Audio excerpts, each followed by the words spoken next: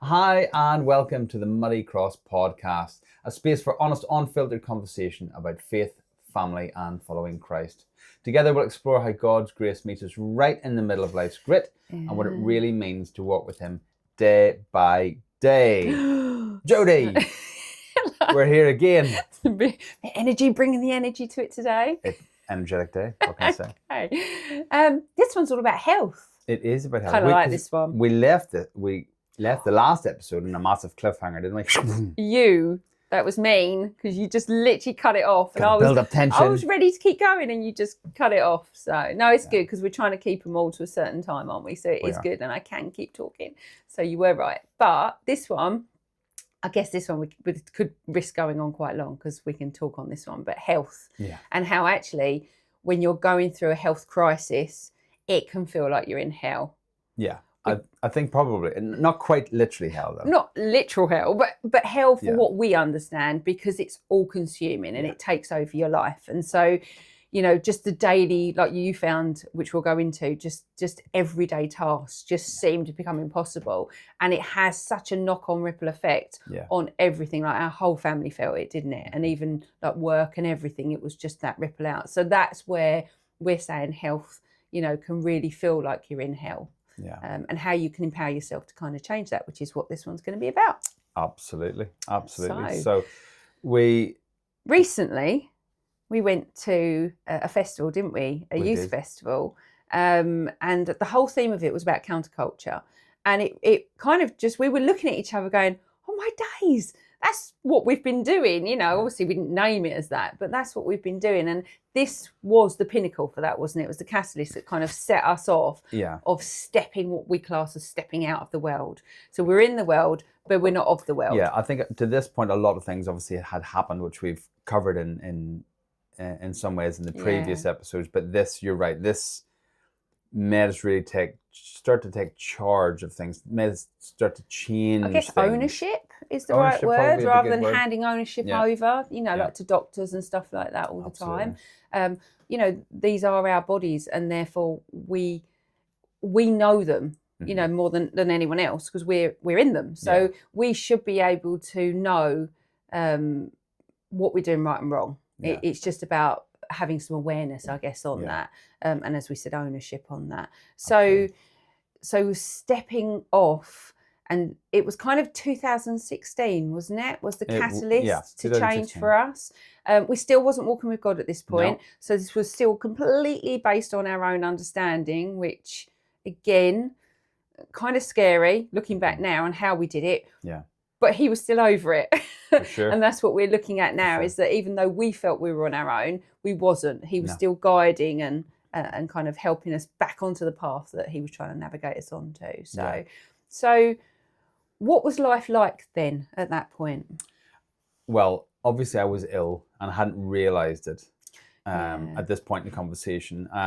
But my physical health has started to change. I found myself being a massive lack of energy. Everything seemed like an effort. And I just felt and thought, I am so unfit. That's what I thought, because even walking to school for the boys, which wasn't that far away, I was sweating, I was out of breath, and I thought, oh my goodness, this is what is going on here. Yeah. And it wasn't then until something was happening, but I had sort of just pushed it to the side, and I hadn't linked the two of them, which I'll get to in a minute. But I'd gone to help some friends with the balloon job, and I was just doing normal things that I would normally do and wouldn't cause me any issue. And I got to the top of the stairs, I was carrying something up, and I felt kind of like I wanted to faint. I did not feel right.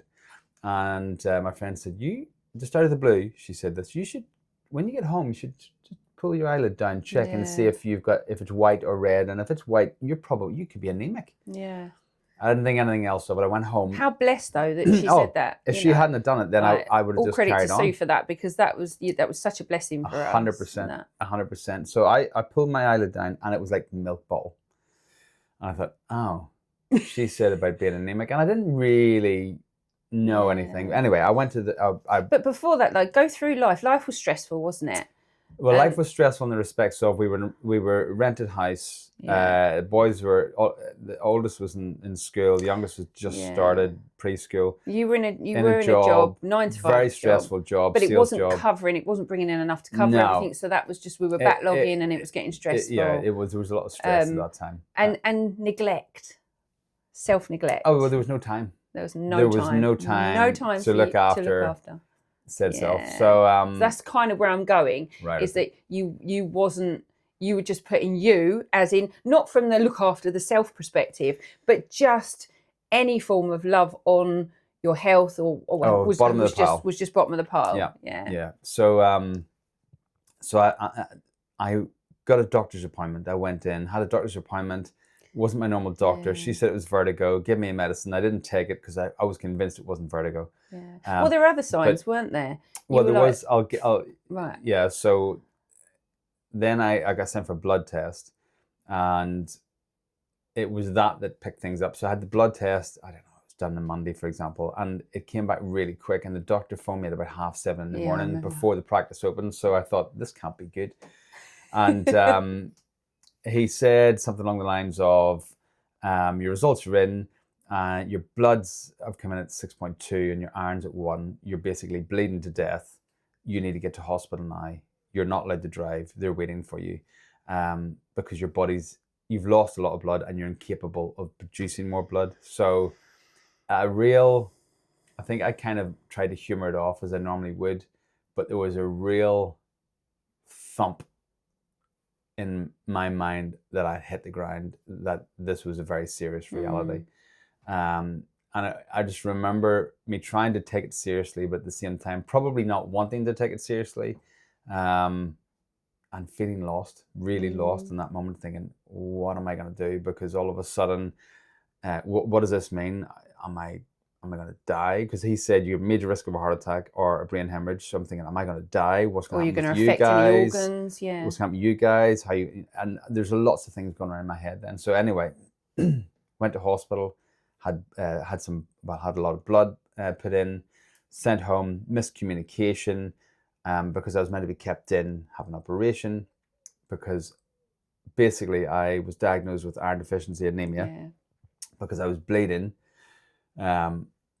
out the back, and this had most, I would say, is a high proportion of. I say people. I won't just put it to men, but they just don't address that. They ignore it. Men do. You were a classic. Because this put me to the bottom of the pile and just ignore it. This had been going on for probably about a year or so before, and I just thought I'd ignored it. But lifting, when I went to help my friend, lifting a lot, obviously that triggered a lot of loss. So I think that was brought all to light, so to speak. So miscommunication with the doctors and the hospitals, and basically the hospital signed me off. The doctor was fuming and said, we need to get a handle on this. So I was then sent in. I had loads of scans done. I had iron infusions. And this whole process was about a year. And within that year, I was sent for so many tests and so many scans and camera works and all sorts of stuff. And fundamentally, they didn't want to keep giving me blood. So I was given iron to try and make my body produce blood, but it was slow. During this year, though, life was really difficult. It was really tough because I wasn't, even though I was being treated in the sense of investigations and being medically treated limitedly, I was still massively suffering with the effects of iron deficiency anemia. So I would, as you rightly recall, I was so tired. So there's not enough blood, there's not enough oxygen in the blood to service the body. So I was falling asleep at the dinner table. I was falling asleep, or dare I say, drifting off driving, which was not good, very dangerous. Which is why I drove most of the time. But I still had to go to work. I was in a sales job, so I remember lifting up the phone to talk to somebody, and my mind's drifting, and they get on the phone, and I'm thinking, who have I even called? What prices am I meant to quote? Falling asleep at my desk. You sent me to the shop to get stuff. I walked in the shop thinking, I can't even remember why I'm here. Yeah, and I think the biggest one for me was when we were talking, because we talk a lot together, but when we were talking is that random words were just coming in, or you were muddling up words. It was like your cognitive, you weren't processing effectively. Well, there wasn't to enough, be able to hold a full conversation. Blood and oxygen getting around. I mean, I remember having conversations with people and feeling so tired and just stopping talking and not wanting, not because of the person, not because of the person or what they're saying. I just felt so tired and so exhausted. I just didn't want to speak. Yeah. And I described it as kind of shut down, didn't you? I described it as a tiredness that no amount of sleep would resolve. And I just felt like I woke up in the morning, I dragged myself through the day, and all I wanted to do was get back to bed. So it was a very pathetic time in my life. I felt my self-worth just tanked because I couldn't remember stuff. So I'm no good. I can't remember stuff. I can't even hold a conversation, stay awake. I'm no good. I'm no good as a father or as a husband because I can't hold conversations. I'm too tired to play with the kids. So all these effects and it's really hard brought me down. Because no amount of kind of, you know, anything that I was saying was having any, because it's a self thing, isn't it? It's inside. And if only we'd walked with him at that point. Yeah, absolutely. I mean, I mean, the power of healing as well. But and the power of his word can certainly bring comfort. the prayers and his word would have brought a lot more comfort and probably calmness and understanding from those around me and me to them. But it was probably my lowest point because it lasted for such a long time, and I just felt pathetic. So that was the effects that it had. And in amongst that, obviously, I was running back and forth to the hospital for tests and scans. They picked up another issue that I had with my parathyroid, which I didn't even know about. It was a bit. But I think that would have the body's all connected, isn't it? So if the body's getting run down and things are starting to pull, other things get affected. It can affect other things. So and looking back at it now, as we've done in the previous episodes, we weren't walking with God, as you said, but we can look back at it now and we can see scriptures that would have or did or do relate to those times. And one for me was in 2 Corinthians and 12:9. It basically says, my grace is sufficient for you, for power is perfect in weakness. So his grace and his power is enough for me in my weakness. In other words, he has us in our moments of weakness. He is there with his strength. And it's to learn to lean on him. And lean on him. And that's very powerful. And certainly at that time in my life, I could have really done with that. I could have really, really done with that. Because as I said, from the external, there was nothing we could all say that was having any effect. I think it would have been your saving grace at that point. It would have been a time because my mind's ordinarily very active and thinking all the time. At this time, my mind was so quiet. It was so tired. And I probably would have had that time to have heard from God, certainly to talk to him and heard from him, because there was a real stillness, not in a good way, perhaps, but it was still a very quiet time in my mind. But at that point, I guess, because the doctors weren't really coming back with anything, whether they could help anymore. No, still investigation. It just felt like frustration for us because every time we went or every time we phoned, it was like nothing we can do. It was dead ends, wasn't it? And so I think my frustration at that point just snapped. And I was like, no, we've got to look at this. And I guess it was my, like that overachieving kind of keep going brain. And I was like, right, let's research. And I went on a bit of a tangent, didn't I, with researching everything and just trying to change habits and going into, toxins that are surrounding us and stresses that are surrounding us and what foods we're eating. And it became a whirlwind of research on how we can take our power back and empower ourselves to actually do something, because these are our bodies. We live in these bodies and we know them. So you knew that obviously things weren't right. And it was a case of if we were honest, we knew we were living a stressful life. We knew that we weren't getting enough sleep, especially you.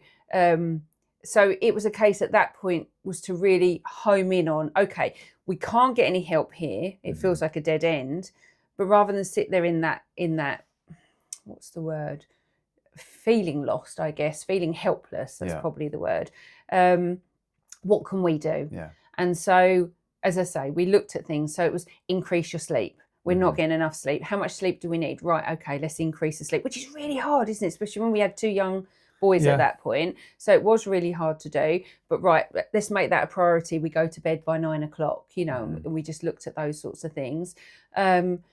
We did look at stress, and although it was really, I think that's the one thing probably for like most people to try and reduce is really difficult. That was hard at that time because of jobs. And I think this really, you know, a lot of people can relate to a lot of things we're saying because life is stressful. If it's not currently now, people can probably look back and think, well, I can remember a time that it was. Yeah. And it is hard to try and fit more sleep in and those sorts of things. So, the areas we could fix, we looked at. So we looked at sleep. That was when we started looking at water, wasn't it? And how much water we needed, because we found out that, you know, at that point we were like, oh wow, like we thought drinking a drink, like any drink, a cup of tea, cup of coffee, it's got liquid, water in it, so therefore, or juice, or and you used to drink a lot of coffee at that point. So we were like, well, you're drinking, but it's not. It's literally physical water and structured water. So even things like hydrating fruits, you know, like watermelon and stuff like that. So again, we dived into obviously looking at different hydration aspects and also food. I think that was the critical one. I think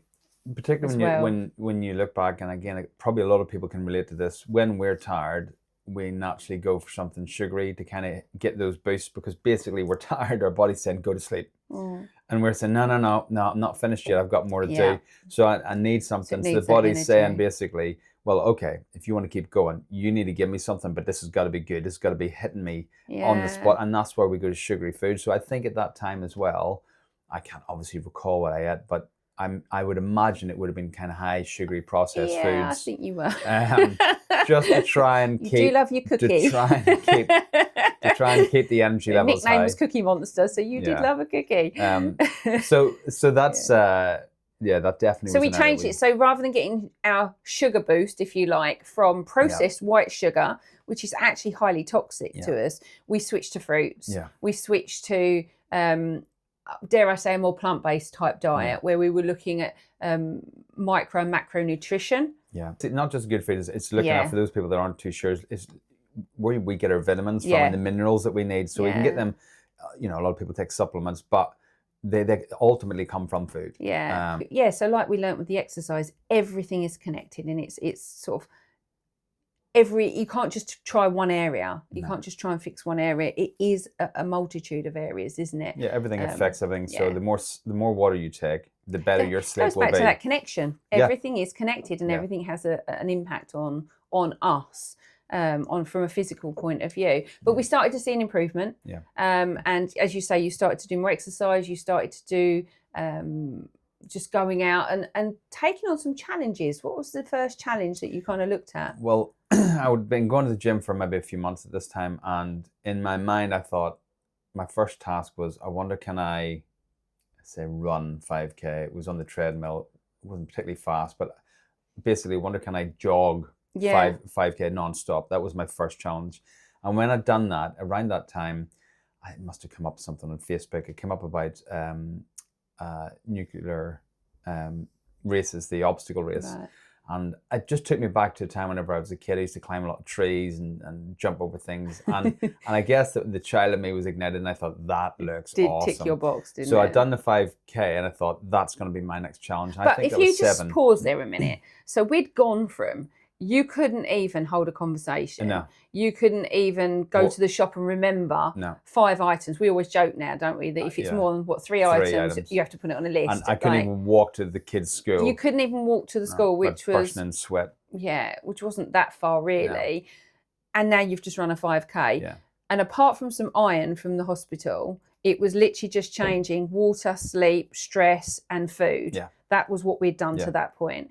It's incredible, isn't it?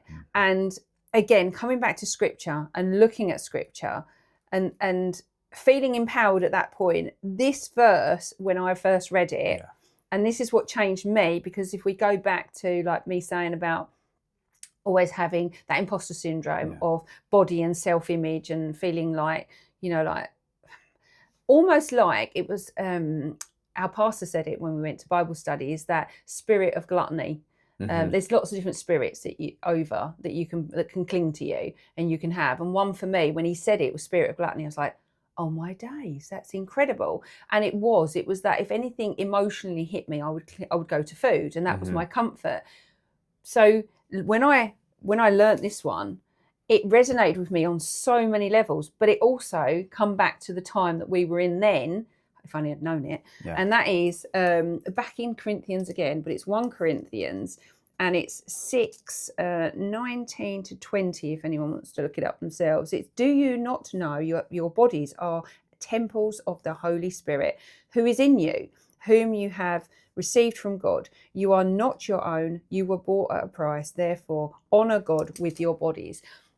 That was wow. This is again the exciting part of reliving this in these series, looking back at our lives and looking at the scripture, because that's exactly talking exactly into that moment. It was regaining that moment, but moving even beyond that is, if we're putting the wrong foods in, if we're not looking after our bodies, we're not respecting the temple that we've been given. And it is incredible when you actually see it as a gift, rather than how I've always seen it as like, oh, I hate my body. Oh, people are going to be thinking I'm fat, thinking this. Or like with you, it was, oh, I wish my body could work. I wish, but actually we weren't looking after. No. We weren't taking care of, and we just expect, and our bodies are incredible because they are designed, God has designed them to survive. So therefore we can abuse and abuse and abuse, and they will still try and survive and survive. But obviously it's how much abuse we give it. Yes. And at that point, we had over abused, hadn't we?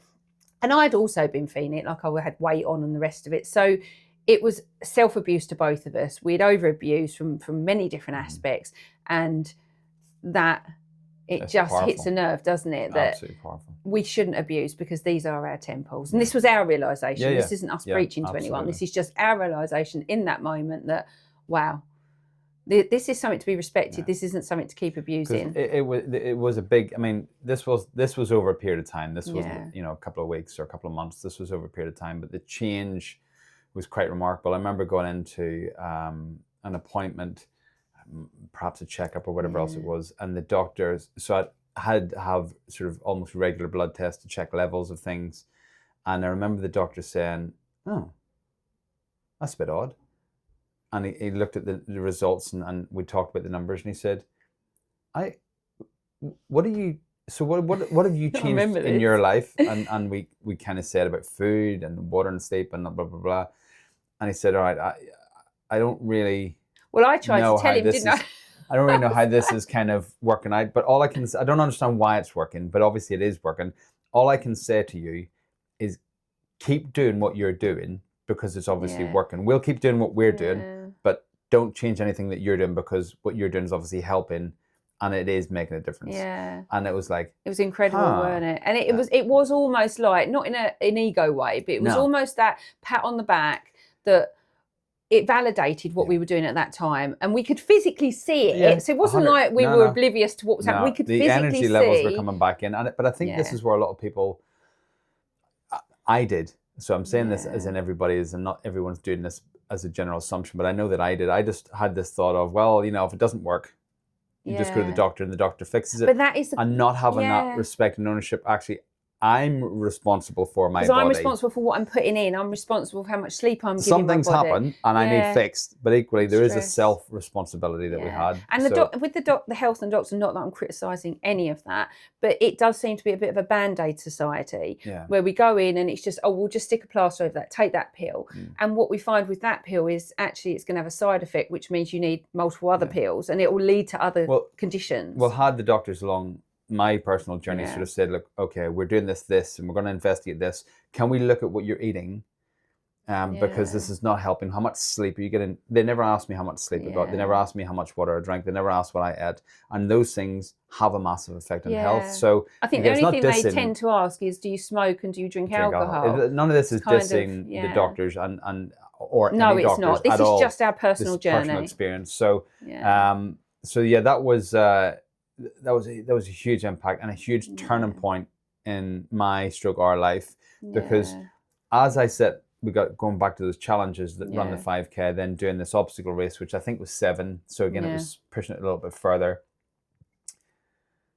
Do you know, I can't even remember how this came about. I think there's a conversation with somebody about this, one of the things the doctor says is you may want to look at changing your job because stress is a factor. And, I was still working at that time, and that stress was still there. And nothing, and again, goes back to that, what I was saying wasn't really sinking in with you, was it? Because I kept saying to you, just quit your job. Yeah. And you're like, but I can't quit my job because that's going to put more stress because it's going to pay the bills. But from my point of view, I'm seeing it of, if you keep continuing at that level of stress, working at a job that wasn't covering all the bills anyway, it was like, that's not helping. We need to reduce. So everything I was reading and learning was like, no. We've got to take you out of that because that's still the one thing that's harming you. But you couldn't see it, could you, in that moment?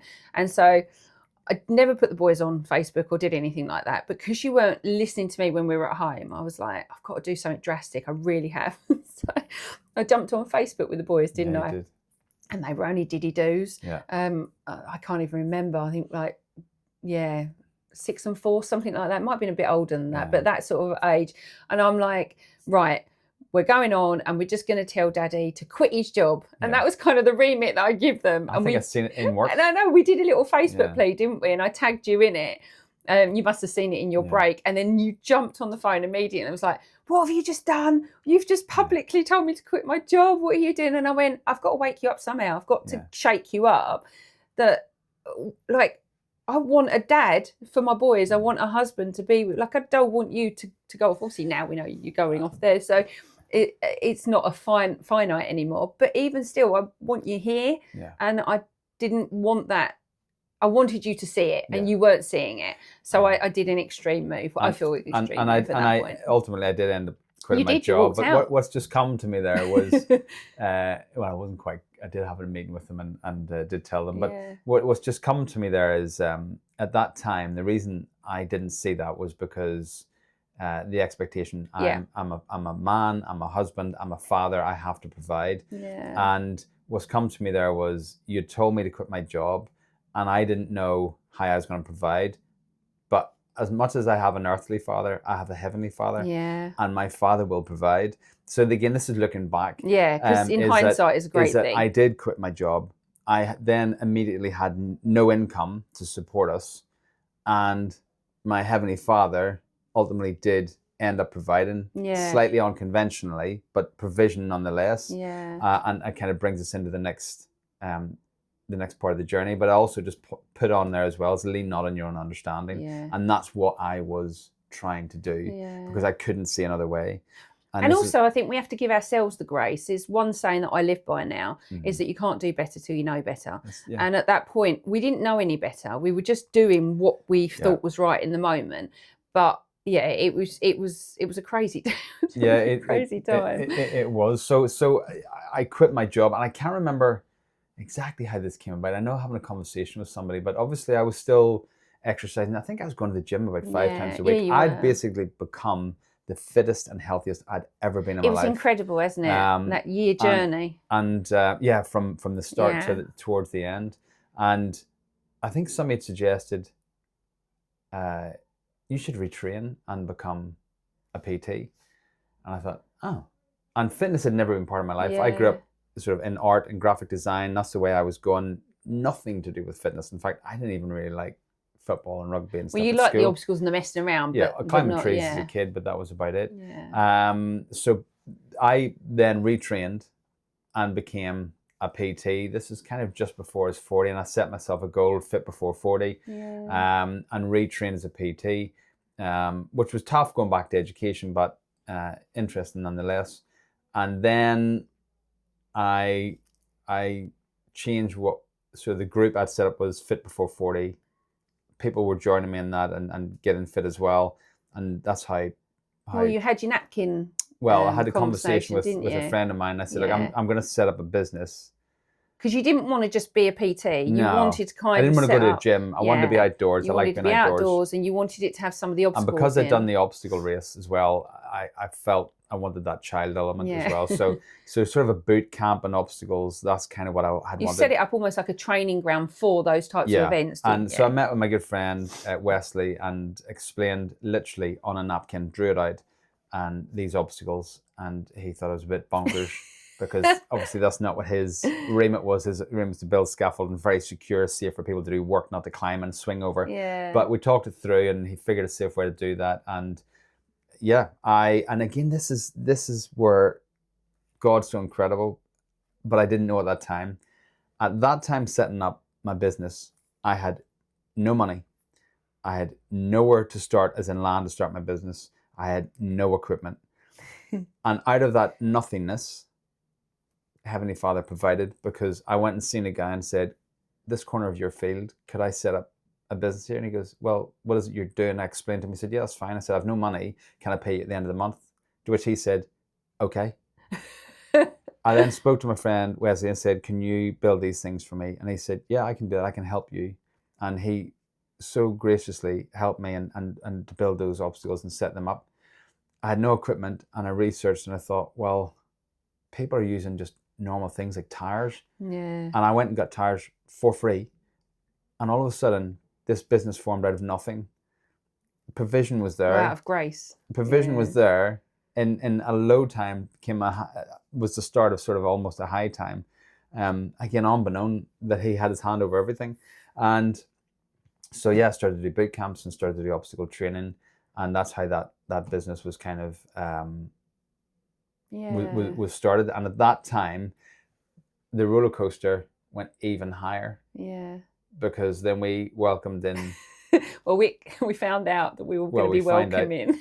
We find it with our third son. So it was like, oh my goodness, from this massive low, not just came this high, but came this, it was like a twist and a loop to loop. Oh my days. And don't get us wrong, we were still quite struggling financially. There were still concerns. I was going to say, it was not plain sailing at all. But it's not that life is, your happiness is not determined by the amount of money that you have. But it was definitely a high time in terms of health was recovered, new business was sort of being born really, and our third son was born as well. So it was those three things were just amazing, and the pinnacle of that was our third son. It was amazing. It was time. But with that again come challenges, because up until that point I had been going out and just doing some dog training, because I was still animal behaviourist and nutritionist at that point with the animals, and I was taking on, not loads, because obviously I still had the boys, and it was almost supplementing a little bit of extra, but I was going out doing that. And then when I found out I was pregnant, because I'd had quite a few miscarriages, that we've had several now, haven't we, miscarriages, because I had obviously a couple before Ollie, and then we had a couple in between, a second child, and then again obviously even before our third one come along, we had a couple of miscarriages. So it was never plain sailing. And again, that was part of the journey. There was roller coasters, because that's emotions. So you're going through all those emotions in there. But when I found out I was pregnant, I went obviously for my first appointment, and she asked what I did. And I was like, well, at that point I was dealing with aggression cases. And big dogs as well. Yeah, German Shepherds. And and I remember it was a few days before my appointment, I was with a German Shepherd lady that was having aggression issues, and just as I walked in, the dog jumped up, obviously, paws on, and that kind of hit me, like, oh wow, okay, this is it changes, because suddenly you're not thinking about just you're thinking about your belly and your baby as well. And so obviously when I was having that appointment, she was like, I really think you should consider changing. And so again, it was coming back, and it was that imposter syndrome kicking in of, well, I've just retrained to do this, and now she's telling me that, if I obviously to protect our baby, because we were high risk pregnancy, we were deemed as high risk pregnancy. I've got to protect the baby. I don't even know what to do anymore. And again, I was then going through a bit of a crisis, weren't I? And so, me being me, I kind of sat back and thought, right, okay, well, if you're going into the fitness industry and you're doing that, I've already studied dog animal nutrition. I'd been doing that. But you'd also been helping me along as well. And I'd been helping you, and I'd done so much just personal research. But going back to that achieving mentality, I was like, well, I'll help you, because the one thing you said is that you were at that point you were training clients, but you didn't have anything from the food and what we'd looked into, I guess, the food, the sleep, the health, the water, because everything was being built. Well, you were physically out, weren't you? So I said, well, okay, I'll put that together. But again, you know, that I'm not enough, who am I to write that? I was like, well, no, I need to get qualifications before I write that, because no one's going to read it if I've just written it. They're going to want to see that I've got qualifications. So then I went back in while I was pregnant with our third. I went back into retraining, and I became a nutritional and dietary coach, and got qualifications in all of that. And then we wrote a book, didn't we? Yeah, we did, It was all recipes and just ideas, and it give you, I guess it summed up in a lot of ways the journey that we'd put you on. Yeah. You know, like from everything, talking about why you need more sleep, talking about why you need to think about your water, thinking about the toxins that come in. Because there's, like, even in the water, you know, our tap water isn't great to be drinking. No. So at this point, we were looking at filters, and then now, like, we're on a distiller. But just looking at any which way to reduce those toxins. So that all accumulated into the book, didn't it? Which went as a hand to support your clients, and push that. So again, even in those low moments, it goes back to your scripture. You said that even in your weakest moments, he pushes you up. Yeah, his strength because is there. Like, I should have really come home and just collapsed on the sofa and gone, just give up. I was at the point where we'd left the balloon industry, you know, like I was like, no, I'm going to make something else work. I'd retrained. I think it's like a 7-year point at this. And I'm like, right, I'm at the point now where I'd written a book in the dog industry with a colleague, and, you know, starting to get asked to do seminars, and I was going, and with Millie, our dog at the time, when I was going to, like, London and doing some shows, and she was performing, and we were doing all this. And so again, it felt like I just got to kind of a point where I could breathe a little bit, and then it come down again. It's another reinvention, and that when we look back, we just sort of had to almost, it felt like constantly reinvent. But I think that's and this kind of all accumulates now back to that, like you're saying, the next part of the journey. It's almost that God refining us, isn't it? He, in those weakest moments, is where he's going, no, this is what I want to strip you away from. And I was still very much in that achieving mindset of accolades and needed qualifications, needed awards, ego, dare I say, was wrapped in there. Well, you know, who are people going to think it's very I much am? of the world, isn't it? And very much a worldly view, I think it's also that, you know, you're saying that God trying to strip things away from us. It's looking back, it's having, as we spoke in one of the other podcasts, it's having that explosive look, looking back or down in your situation is, what was the lesson? What am I supposed to learn? What is God trying to show me out of that situation? Because I'm always keen to look at any situation, good or bad, and think, what have I learned from that? It's harder if something goes fine, because we just think, oh, that worked. So therefore, that's the lesson. And also that we put a lot of limitations on ourselves. And that we are capable of reinventing ourselves. We are capable of going out and doing something different, and we can still help.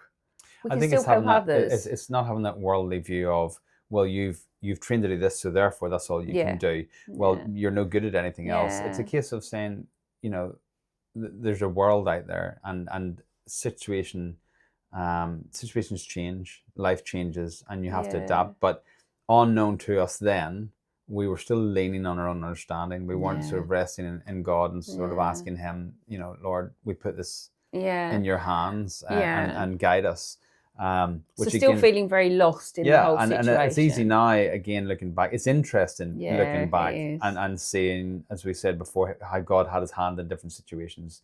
But yeah, it's we can definitely see it was a tougher route without him. And that's not to say that none of these things wouldn't have happened, but having that reassurance in him would have helped in so many of these different scenarios. It really would have done, wouldn't it? So this is 2017, end 2017. We find out that we're expecting. You're on the first site that you were on, and then things started to go wrong. Not necessarily terribly wrong, but there was affecting the business. It was getting waterlogged. It was literally the corner of a field, so I had something stolen. My landlord wasn't keen on me expanding, didn't want to have any more equipment on there, which was problematic because that's what I had wanted. I had wanted to increase that. So I think the biggest thing though, it kept flooding, didn't it? And obviously, if you're trying to get clients in to work out, it was hugely difficult. That winter was so painful for you. It was. I mean, it was funny in some respects, but how muddy everyone got. But it was quite difficult. So there was a need to move from there. Yeah. And again, that felt really hopeless at the time, didn't it? Where do you start? Where are you going to go? I mean, I remember driving around the town that we lived in, and just looking at fields, just looking and thinking, I wonder what's that? And it's so pathetic and silly because I just needed the corner of a field. I just needed a bit of grass. That's all I ultimately needed. And at one point I thought, I wonder could I get a bit of a forest because I could utilize those as obstacles. Yeah. And you did look at a few different. I did look at a few places, and I remember going and looking, asking the place, and I was told, no, there's nothing available. And I think you said, no, go back and ask them. And I went. There's something in me, and obviously I feel it was God now at the time, looking back. But at the time I didn't know. I just had this feeling of there is something. There's something there. You've got to keep asking. I went and I said, look, I know I've been in before, but you were like stalking. Maybe I didn't explain what I need. I'm really not interested in like a football field, or I'm looking for a bit of land that you've maybe is in between two fields, like you've maybe forgotten about, a bit of scrub land that you probably don't use. And the reply was, I really don't think we've got any. The only one that would know anything is the director. I said, well, can I speak to him?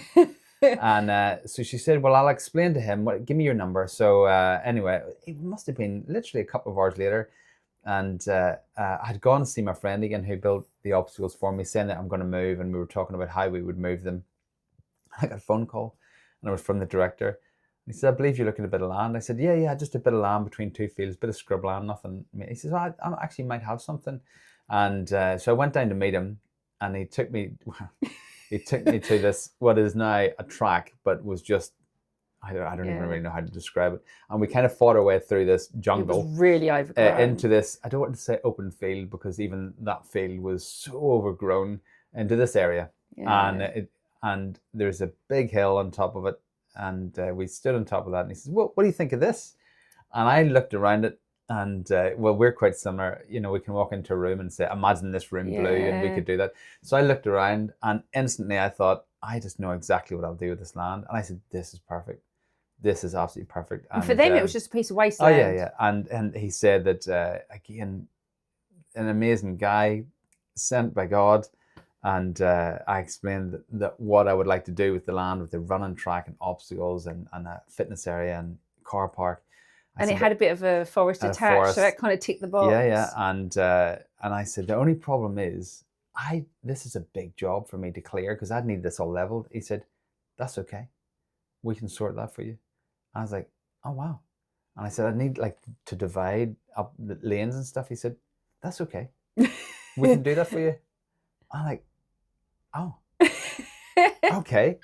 And it was from that then that we moved, and then I came and took you down, and you were like, are you serious? I was cutting branches. I had our third baby, didn't I? Literally in a papoose, walking down, and you've got scissors, and I'm like, and you're cutting brambles and hawthorns, and I'm just looking like, and we got down, and you looked, and you're like, really? And I'm like, yeah, I could see it, but I could also see the work. It was a huge amount of work. Knowing where we were at in our life, knowing that money was still not flowing in, and we were still in a different position. It was like a 19-ton digger. Took a month just to level and clear the place, and then start to set the bottoms up. It was a humongous job. We had to lay water and electric cables and stuff, and put a car park in, and it was a massive amount of work. And it was jumping from the old site to the new site, old site to new site, and but it was a really exciting time. I was so fired up, because again, the reason I got into this was I had this burning desire that I was in a really bad place. I was so ill,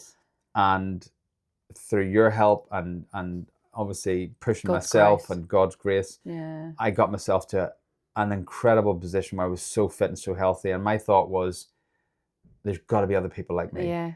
And it goes back to that wanting to love and serve, doesn't it? 100%. And I thought, there's got to be more people like me, and I can help them. Yeah. So that was the reason, really, why I set up the business, was to help other people that were in a similar situation to me, and knowing that there would just be other people that would come because they're interested in fitness or obstacles. But it was really to help those struggling like you'd struggled. Yeah. We're in a place of helplessness, and that was sort of my burning desire to do that. And I guess that huge task of developing this site was driven by that. I just had this vision. I knew exactly what it was going to look like, and it was just, this is going to help so many people. It's your napkin dream. Yeah, napkin dream, literally.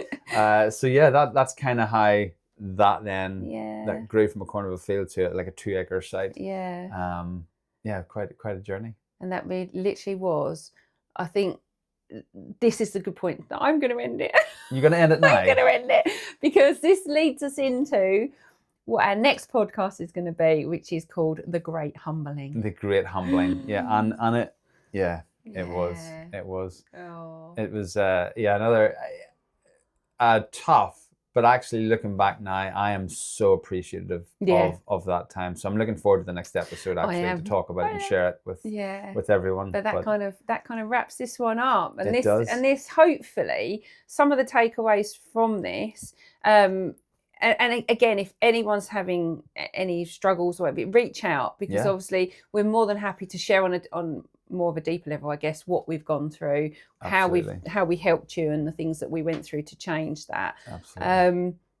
But yeah, it kind of sums up in a nutshell that, you know, we can rely on other people and the systems and stuff like that, but because we know our bodies and they are our temples for us to look after. We need to look after. Not in a preachy way or anything.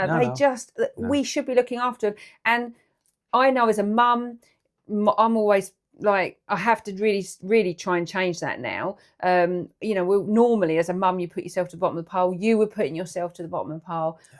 And that isn't what we're meant to be doing. No. You know, we're meant to be, because it goes back to that. If your cup's empty, you can't help everyone else. But if your cup's full and overflowing, and it's a really hard thing to kind of get that balance, but if your cup's overflowing, you can then serve with love from that overflow. Yeah. And you're also setting that example for your kids or those people watching around you as well. So if you're doing those things, they'll think that's what I should do or that benefits me. So, so hopefully there's a few takeaways in there. There's a few, you know, areas in there that you might think, oh, actually, I should look at that, you know, in my life. Not, as I say, not from anything else other than just sharing. But as you say, if anybody wants to reach out, we're more than happy to share a little bit more in depth or offer whatever help that we can, direct you in the right place.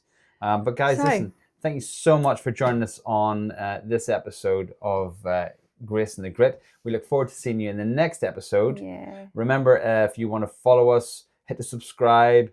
Leave a little message. We'd love to hear your comments. And if you want to buy us a coffee, you can do that. The links are in the descriptions. But guys, stay rooted in Christ, stay strong, and we'll see you in the next episode. Bye. Bye.